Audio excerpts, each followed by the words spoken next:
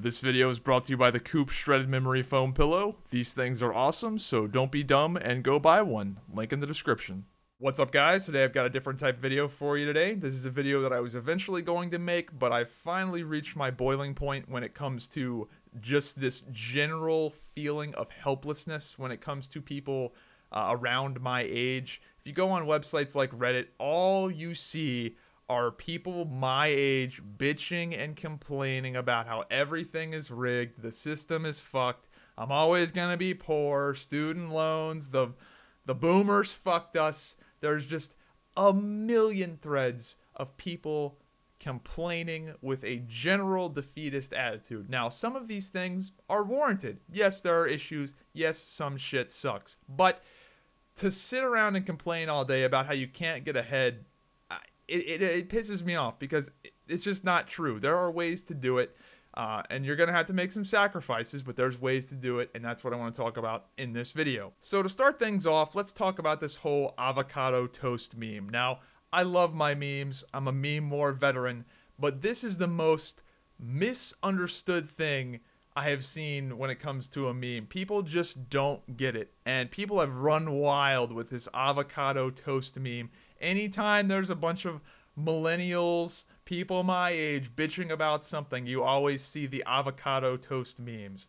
So what this is essentially, I think it was like some Australian millionaire came out and said that if the millennials want to get ahead, they need to stop spending their money on frivolous things like avocado toast that's like $7 every morning for breakfast. And people lost their mind. They're like, wait, you're telling me I can't buy a $500,000 house because I spend $7 on avocado toast? And you got all these memes about avocado toast, and people have really gone crazy with this. Like, here's one. Avocado toast, $6.50. Data, $150. House, $650,000. Utility, $150. Somebody please help me with my budget. My family is dying. Like, people have really run wild with this, and I get it. Haha, you know, it's fun to poke fun, but the general concept of what this guy was saying that was completely misunderstood or just ignored is that if you save up that $6.50 every single day and invest it that you were spending on avocado toast, something as, you know, frivolous, that shit adds up. Now, obviously, he wasn't talking about just specifically cutting out avocado toast, but the point is that there is it is incredibly powerful. If you nickel and dime your way through life and you save a nickel and dime here and there, that shit really does add up, especially when you factor in compounding interest and just time. It really adds up, and that's the part that nobody fucking talks about. Everybody just loves to meme it up about their $500,000 house and avocado toast that costs $6. Moving on, let's talk about me. Me currently at age 24, I am in the top 3% of net worth within people my age range. Now, I have a high school education, and that's it. Out of high school, started my own business, was a professional gamer / YouTuber Twitch streamer for 5 years. Had a lot of fun doing that. Don't regret it. But now I am in the working world. I work a normal job like you. And I don't make much money. I have a high school diploma. That's it. No college experience, no college education. And at my job, I don't make very much money. I just don't. And that's the way it is because I'm not a crazy valuable employee. What I do has value, but I think I'm paid fairly for what I do, and hopefully as I learn more and become a more valuable employee, I will make more money slowly over time. But what I do, you know, I don't make a ton of money. I've got some side hustles here and there with YouTube and a few things I do on the side, but for the most part, I don't make that much money. I'm not making petroleum engineering money. Now, how is somebody like me in the top 3% of net worth for my age group pulling this off if I don't make much money? Isn't that kind of like the whole thing? Oh my God, I'm not making six figures. I can't get ahead. Paycheck to paycheck. I'm doomed. So I want to talk about that specifically. Now, I know this is going to sound like a late night TV scam, but I promise you can build a crazy amount of wealth over time if you implement this. And I'm making this video because I know a lot of you guys are my age or younger, And if you start doing this now, like if I would have known about this when I was 18, I would be so much further ahead of the 8 ball than I already am. So please implement this or something similar into your life ASAP. It's only going to help you. So what's the name of the game? The name of the game is Get Rich Slow. Now, in order to get rich slow, it's going to require 3 things from you: time, sacrifice, and discipline. Most importantly, time. Get in now. The best time to plant a tree isn't today. The best time to plant a tree was 2 years ago. Get in ASAP. So let's do some quick learning here about the magic of compounding interest. This is the name of the game. This is the bread and butter. This is what's going to do it for you. Compounding interest. So if we look at the S&P 500 average returns from 1871 to 2016, the average return is 10.72%. So that's an average of everything that's happened from 1871 to 2016. That's including the Great Depression. That's including the 2007 crash. That's, some years you may get 20%, some years you may get negative 2%, but you average all that out, adds up to be 10.72%. Now, compounding it, you hear about stories about how people get in credit card debt, right? Compounding interest is essentially like reverse credit card debt. If you have a credit card and you don't pay off that credit card, that $100 charge turns into a $250 charge really, really quick as the interest adds up. Compounding interest is that, but in your favor. So this adds up it adds up in such a way that you really can't comprehend it. You can't comprehend how much 10% on top of another 10% on top of another 10%, how much that adds up over the years. It gets ridiculous really, really quickly. And as the years go on, it just gets more and more extreme. So we've got that our average return from 1871 to 2016, 10.72%. Yeah, you with inflation and other things that, you can argue that number, but let's just say 10%. Now, let's pull up a compounding interest calculator. This is where shit gets magical. Flat out fucking magic. So, let's say you start off with $1,000 and you are able to put aside $1,000 every single month to invest. And this is money that you throw it in the pot and you forget about it. You don't touch it. That money is gone. When I invest my money, it's gone. I'm not going to touch it, not going to sell anything for 20 years. So let's crunch the numbers here. So we're going to start off with $1,000 principal. We're going to put in $1,000 a month, which is not that crazy.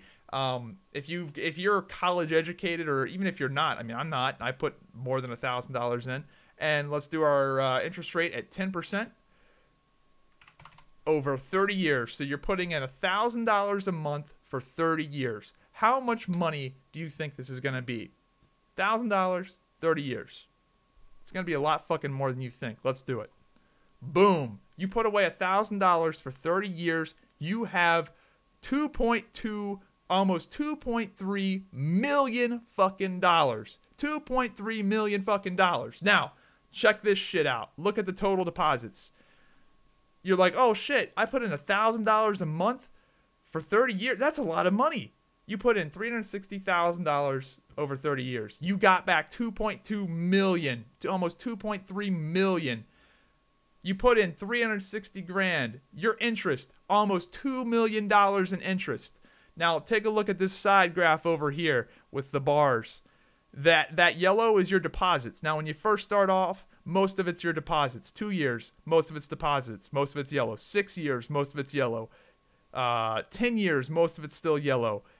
After 10 years, oh shit, that green interest is starting to pile up after 10 years. Then, at 14 years, you're close to even. It's about 50-50 here at 14 years. Half of your building is coming from interest, half of it's coming from deposits. 18, boom, and it just keeps going up to the point to where when you're 30 years in, your base investment isn't worth dick. You're making all your money off interest. Now, here's where things get really crazy. So, let's extend this to 31 years. Let's add a year and just see how much it keeps going up, because it just gets more and more ridiculous. So Your final balance here at 30 years is 2.2, almost 2.3 million. Let's add 31. Boom, 2.5. We go from, in 1 year, we go from 2.2 to 2.53 million. Let's add another year. We're going to go from 2.5 million to 2.8 million. Let's add another year. Let's go from 2.8 million to 3.1.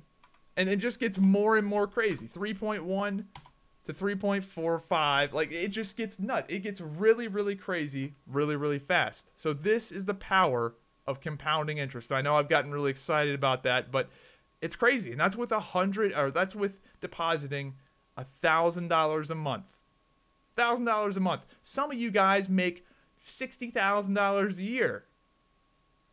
I think a lot of you guys, even with I've got a low paying job. I don't make crazy money, but I put away more than $1,000 a month. It's not a crazy proposition. Some of you guys are probably in a position to put away 10 grand a month or 5 grand a month, and you're going to be rocking and rolling, baby. All right, so we've just established how awesome compounding interest is. We're all excited, right? Well, here's where I'm going to rain on your parade. The name of the game is sacrifice and opportunity cost. Opportunity cost is going to be the thing that people make fun of you for. A lot of people ask me, when am I going to replace my car? I've got an old ass Chevy Cavalier that the paint is literally peeling off. It looks like it's a snake shedding its skin. People ask me, when are you going to get a new car? I work at a car dealership. I'm around all these fucking beautiful vehicles that I could buy. I could buy a new Camaro, not finance it, pay cash. And some of you guys are probably like, well, you don't even no car payments? Like, you can afford it, right? No. Opportunity cost. The opportunity for me to buy a car, even a car of any real, like even a nice car at all, even a nice used car, I'm not going to do it because the opportunity cost is too high. If I spend 20 grand, 30 grand on a car, yeah, that's cool. That's badass. You know, I'm sure I'd get some enjoyment out of that, but wouldn't it be better for me to put away that 30 grand and have it earn 10% interest for the next 30 years? And then, you know, I can go without a car for now. It's not going to be something that I get a ton of happiness out of. Sure, I'd get some happiness out of it, but I would rather be sitting pretty at 40 years old and living a stress-free lifestyle because I'm ahead of the 8 ball and my money's making money to where I don't have to, I've got financial independence. I would rather have that than have the shiny sports car right now. So you got to think about everything from an opportunity cost perspective. And this is where avocado toast comes into play. Yeah, that's $6.50 you spend every single day on your fucking avocado toast. Doesn't seem like a big deal, but that's $6.50 every day. You put it in the market and let it compound over and over and over again for years and years and years and years. All of a sudden, you're looking at a pretty serious amount of money. So let's talk about my personal sacrifices, the things that I give up and the things that I do to save as much money as I can. Some of these sacrifices aren't really sacrifices for me. So let's go down the list. I don't drink or do drugs. This is a pretty big sink for a lot of you guys. A lot of you guys love your booze, love to go to the bars and spend $7 or $8 a beer, love your weed and spend whatever, $100 a month on weed, or your harder drugs that you spend more on. That's not me. I'm not into that, so this sacrifice isn't that much of a sacrifice for me, so that one's not a big deal. Next sacrifice. You're looking at it. This cheap-ass apartment. Pay $400 a month for this apartment. Utilities are included. Yeah, it's a little ghetto. This doorknob fucking sucks. The bathroom is not that impressive, and I don't have I don't have my own air conditioning control. The people over there control the air conditioning, and sometimes they freeze my ass off. But it's $400 a month. Utilities are included. I run crazy amounts of electronics in here, so it's a good value, and I'm saving a lot of money by doing that. I'm not going to get into the whole owning a house, building equity thing, because that's a whole nother video, but saving a lot of money living in this cheap-ass apartment. Could I live in a better apartment? Yes. Would it be nice? Yes. Is it worth it to me? No. I'd rather save the money. Next sacrifice. I drive a cheap car, and I will for a long time. I've already talked about this, but when I run the wheels off of that car, guess what I'm going to buy? Another car very similar to that one. Hopefully I can get something very, very similar. It's good on gas, just as ghetto. It's cheap to insure, that I can buy with no payments and is low cost of ownership. And then, you know what's going to happen after I run the wheels off that second car? I'm probably going to buy another shitty car. And then the one after that will probably be nice, because then I'll have enough. I'll have enough. You know, my fourth car will probably be something where I'll be like, you know what, I'm going to get something nice. Because at that point, hopefully, a car will not be a major purchase. It'll be like, yeah, I'm going to get a nice car because, okay, you know, I've got enough money to where my money makes money, and I, you know, going to get a nicer car. Another sacrifice is no pets. I love dogs. I'm sure having a dog is a lot of fun, but they're fucking expensive. Feeding a big ass German Shepherd, you know, $200 a month in dog food with all the other stuff and all the other upkeep you have to do if you want to actually take care of your animals, that adds up. Also takes up time. Also locks down your schedule to where you might have to take care of the dog instead of doing some other thing that you could have made money at doing. It locks you down. It clips your wings. So yeah, dogs are fun. Love dogs. But the best thing about this sacrifice is that tons of people have dogs, and tons of people will let you play with their dogs. My dad's got a big ass German Shepherd. I can go play with him whenever the fuck I want to. I don't need to have a dog. Other people have pets. There's plenty of dogs to play with, I promise you. Now on to the next sacrifice, and this is the biggest one. Even if you don't have a low paying job, even if you're in a position where both you and your wife make a lot of money, this is the sacrifice that's going to save you the most, and that is children. No kids. If you have no kids, the amount of money you save is staggering. There's literally a term for it, DINK. Dual income, no kids. If you ever watched The Fairly Odd Parents with the Dinkelbergs? The Dinkelbergs had no kids, and they always had all the nicest shit. That's what DINK stands for. Dual income, no kids. Kids are the fucking biggest leech on your finances. And the difference between owning a kid and owning a German Shepherd is that a German Shepherd has a pretty static cost. A German Shepherd costs the same amount of money to own if you make $1 million a year or if you make 50 grand a year. It's the same cost, dog food, whatever. But if you have a kid, you're going to want to give your kid the world if you can. You're going to, you know, if you make the money, you're going to send your kid to summer camp. You're not going to dress your kid in rags if you can afford better. So kids are an income divider. Like, it's just it doesn't matter how much you make. They're going to cost more the more you make.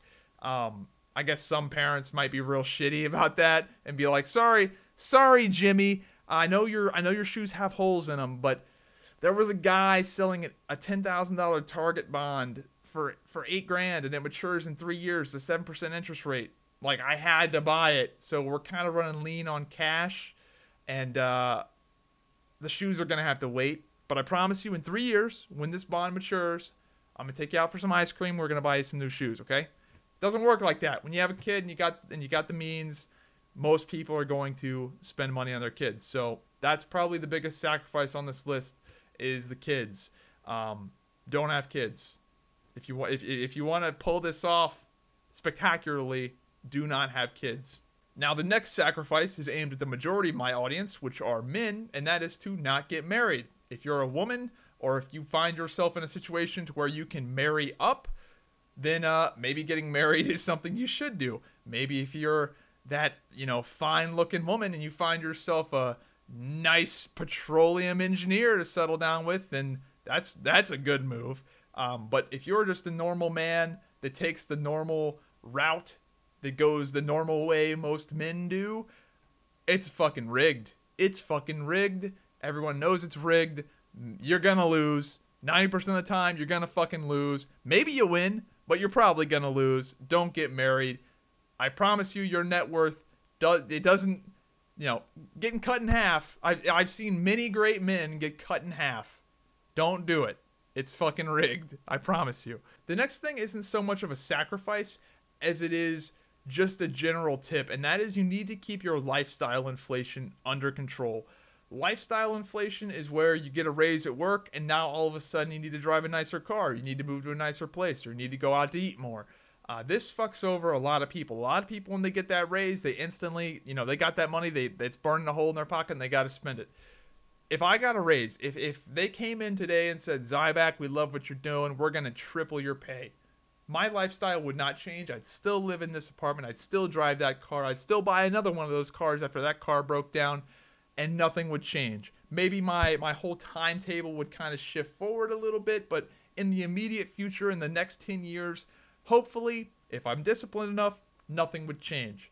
You got to keep your lifestyle inflation under control. Just because you make more money doesn't necessarily mean you need to spend more money. So, got to keep that under control. So we've talked about the big heavy hitters here of not getting married, not having kids, not buying cars you can't afford, not buying cars you can afford just due to opportunity cost.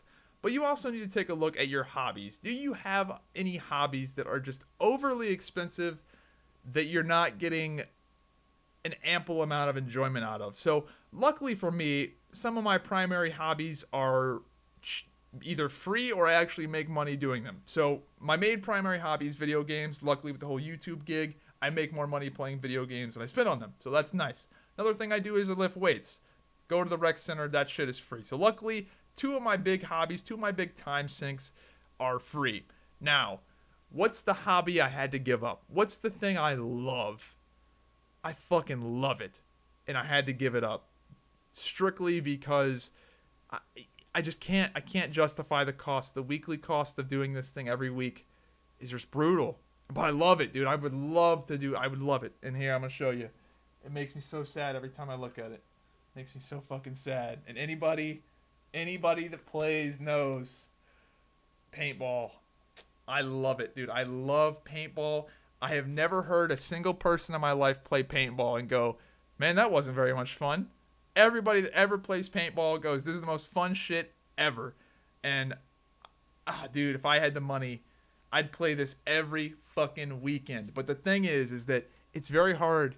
It's much harder to build wealth if you're spending $150, $200 a weekend playing paintball. Paintball is so fucking expensive. It's so fun, but it is so expensive.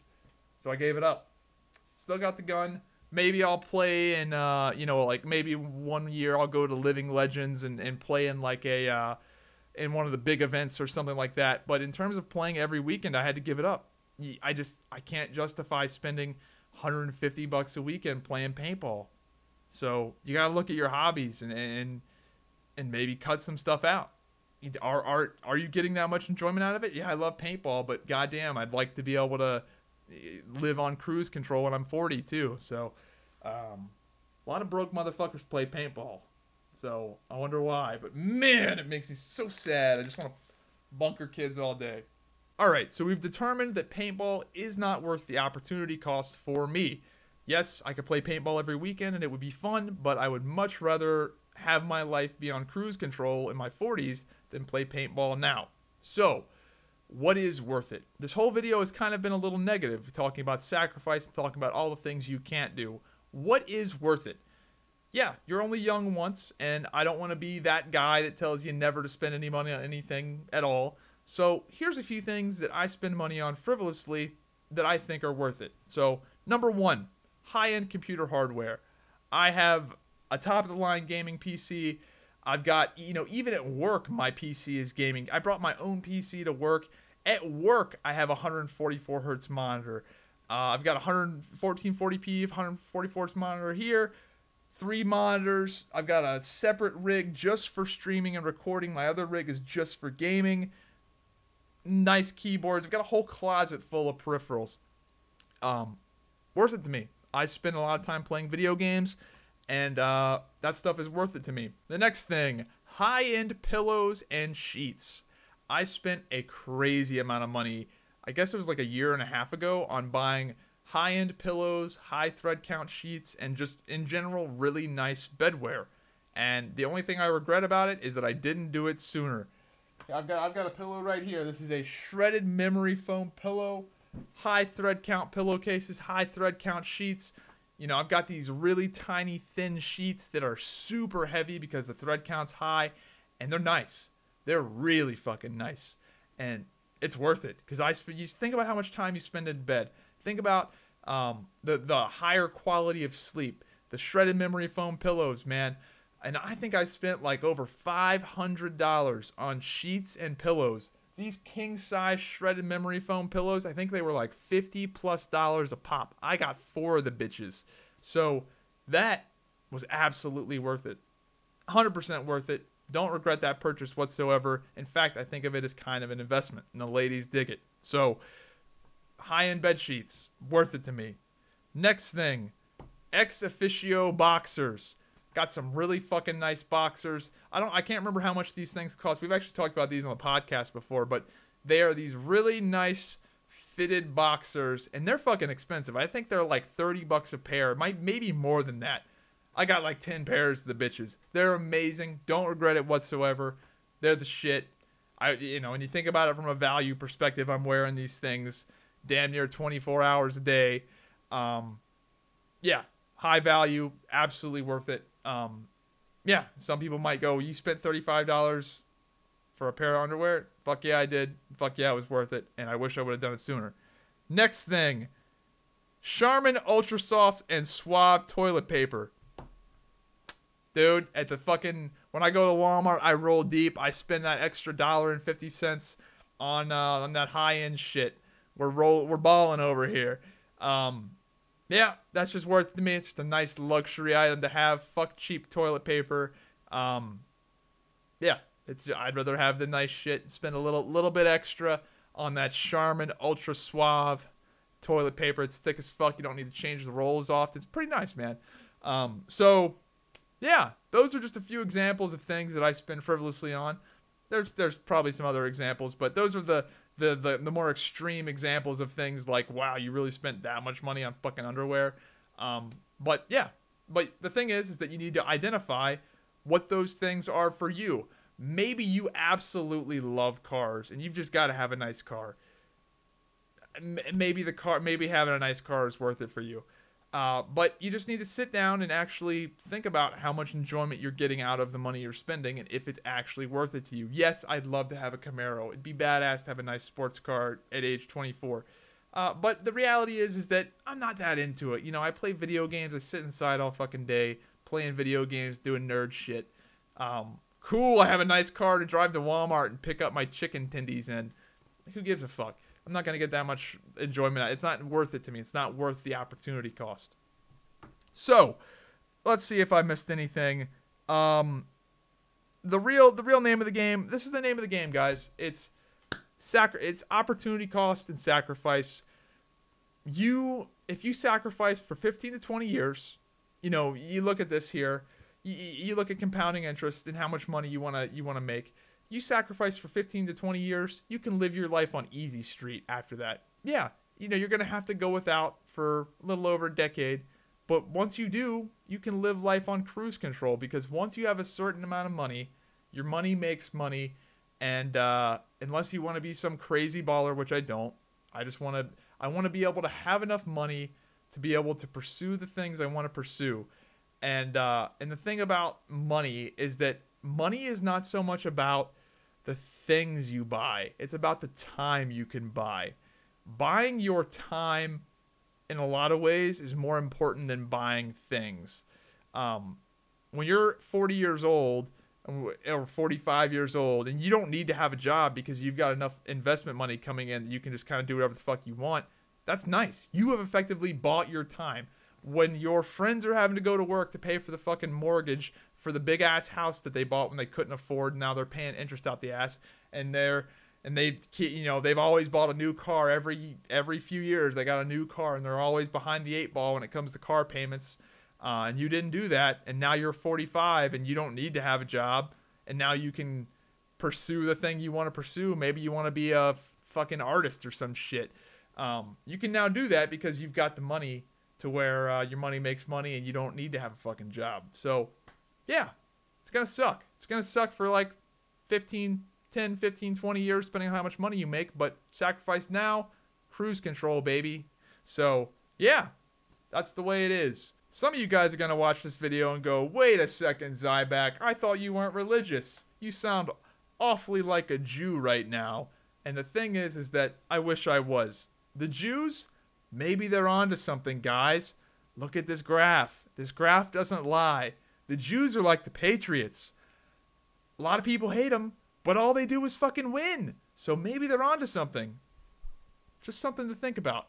Hope you guys enjoyed the video. I'll see you next time. Have a good one.